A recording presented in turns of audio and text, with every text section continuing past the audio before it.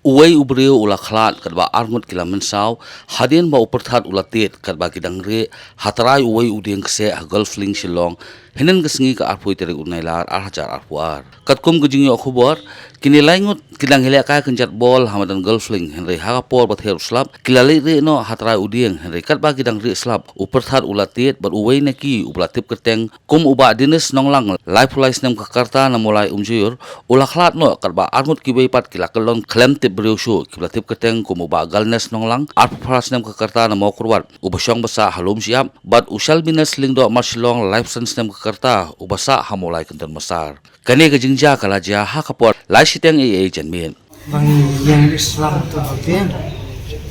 yang lainnya ni kan kong lawan sampai macam ini pakai orang tu yang satu juk dia ni maksudnya tu as away kan ada ini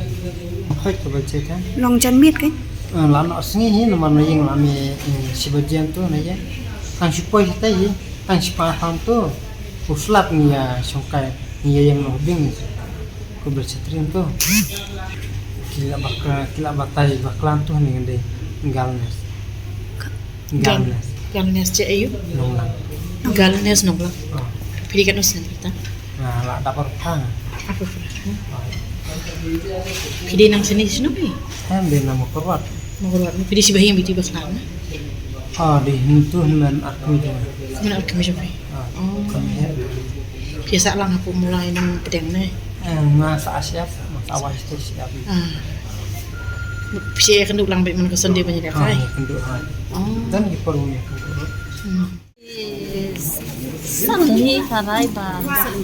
kerja mana punya nak lingkong apa ya tu baca kan itu biar Itu para logi bayaran lang tu ke.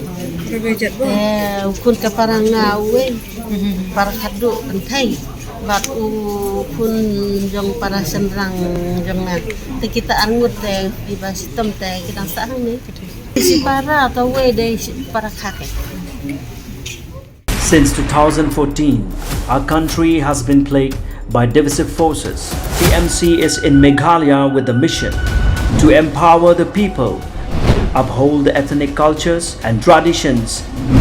celebrate the sacred land. To oust the proxy BJP government from Meghalaya, be the change, support TMC by calling on 96877 96877.